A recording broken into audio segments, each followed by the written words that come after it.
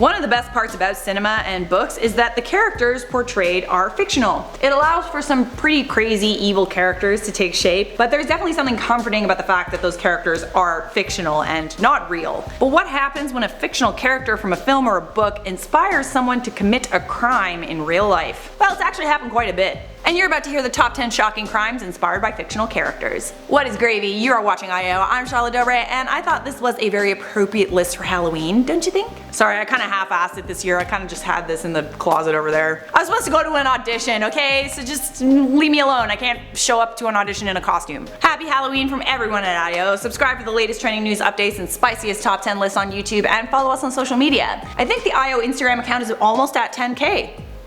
So, check it out. Maybe follow that bugger. Enough idle chit chat, let's start things off at number 10. The Freddy Kreuger Killer. Back in 2004, a young British man named Daniel Gonzalez went on a killing spree in London and Sussex. He was dubbed the Freddy Kreuger Killer after he told police he wanted to be remembered as a famous serial killer. He used several different sized knives, like the ones Freddy wore on his hands, to kill 4 people and injure another 2. The most awful thing about this case is that the murders could have been prevented because Daniel's mother, Leslie Savage, knew her son had mental health issues, but every time they asked for help, they were told they had to wait for a crisis to occur. Daniel Gonzalez claimed he was schizophrenic at his trial and said that he committed the murders because he heard voices in his head. He ended up being sentenced to multiple life sentences, but committed suicide with a makeshift blade at Broadmoor Hospital in 2007. At 9 on our list, the Slenderman Stabbing. In 2014, Morgan Geyser and her friend Anissa Wire stabbed their friend Peyton Lutner 19 times in order to appease Slenderman. The girls stumbled across the story of Slenderman on the Creepypasta wiki. They believed he was real, and in order to prove their loyalty to him, they devised a plan to murder someone so they could become his proxies. For months they plotted until May 30th, 2014,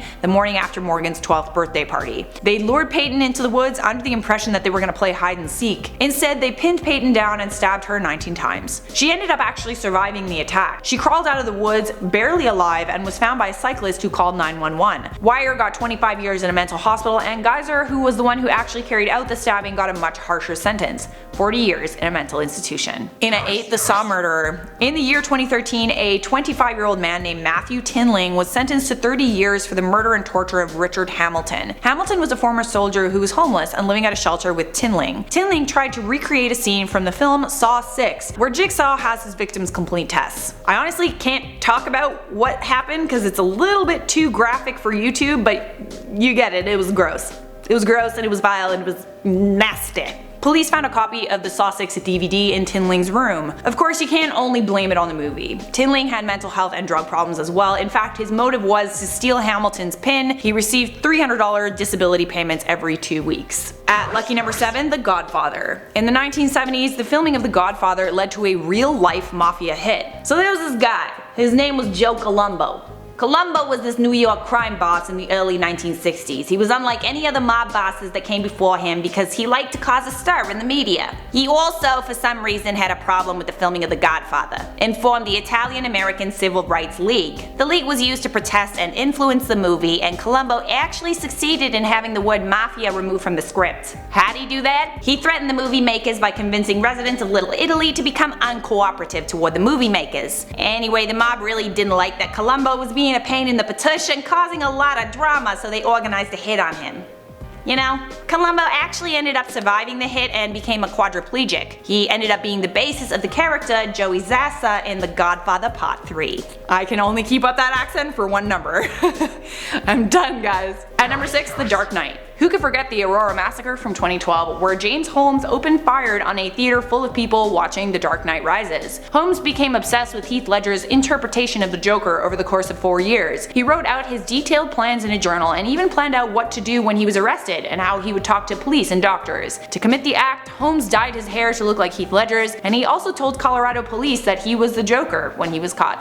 Halfway there at number 5, Scream. Belgian truck driver Thierry Jourdain, I don't know if I'm saying that correctly, but anyways, he stabbed his neighbor Alison Cambier 30 times after she rejected his romantic advances. So he excused himself for a few seconds, went into another room, grabbed the weapon, and oh yeah, he also put on the ghost costume, much like the one Ghostface wore in the Scream trilogy. Once the deed was done, Jourdain put her body on his bed and put a rose in her hand. He then called his father and confessed. Jourdain admitted that the crime was premeditated and that he was motivated by the Scream trilogy. trilogy. Coming in at 4, Queen of the Damned. Back in 2003, Alan Menzies offed his best friend and drank his blood because he said he was under the orders of the vampire queen Akasha. The same Akasha played by Aaliyah in Queen of the Damned. When at his trial, Menzies told the court, I quote, "At the end of the day, I knew I would have to murder somebody. So if you didn't murder somebody, you couldn't become a vampire." I mean, you could have turned him into a vampire, you didn't have to kill him.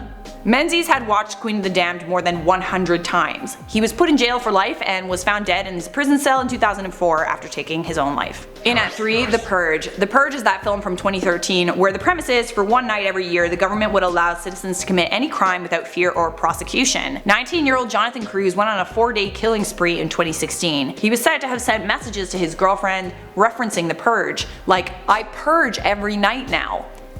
Creepy. He also allegedly told a witness that he was purging. During the spree, he shot 3 totally random men and robbed one of them. He said he felt justified in committing armed robbery and 3 murders after watching The Purge. In at 2, Catcher in the Rye. Catcher in the Rye has been linked to quite a few high-profile crimes. The guy who killed John Lennon, Mark David Chapman, had an affliction for Catcher in the Rye, and he believed that in murdering John Lennon, he created the 27th chapter in the 26-chapter book. He also quoted the book during his trial. But that's not the only crime Catcher in the Rye inspired. John Hinckley Jr., the guy who tried to carry out an assassination attempt on Ronald Reagan, had a copy of the book in his belongings. And so did Robert Bardo, who murdered Rebecca Schaeffer in 1989. Catcher in the Rye is still an extremely popular book and sells around 250,000 copies every year. And at number 1, Dexter. Mark Twitchell was a big fan of Dexter. He lured married men into thinking he was a woman looking for some hanky-panky. Then once his victim showed up, he would do his murdering thing, and he believed it was justified because he was killing a wrongdoer, much like Dexter. He managed to kill 1 victim in this way, but a second one escaped. Twitchell was convicted of murder, but he still watches Dexter in prison. There are a lot of seasons of that show. He will be busy for a while. Well guys, there you have it. Which crime on this list shocked you the most? Let me know down in the comments. For now, I'm gonna respond to some comments from my video, top 10 real Slenderman encounters you won't believe. Sunflower said Charlotte talks about Slenderman. Slenderman. Hey Charlotte. Cold Ice Tea said Charlotte's great CBH. Love how she has a certain attitude and tone when she talks about this kind of stuff. Well, you know what? I like cold iced tea very much. More than warm iced tea. Master of the Universe, what if Slenderman is a genetically engineered alien being from another planet? Then I would want to hug him. That is it for me. Thanks for watching. If you like this video, make sure you leave a like. Subscribe if you want more, and be sure to stick around for some bonus content. There's definitely some bloopers in there. I can feel them coming. Bye! Catcher in the Rye has been linked to quite a few Shh. Yeah. Came here 3 times after she rejected his romantic advances.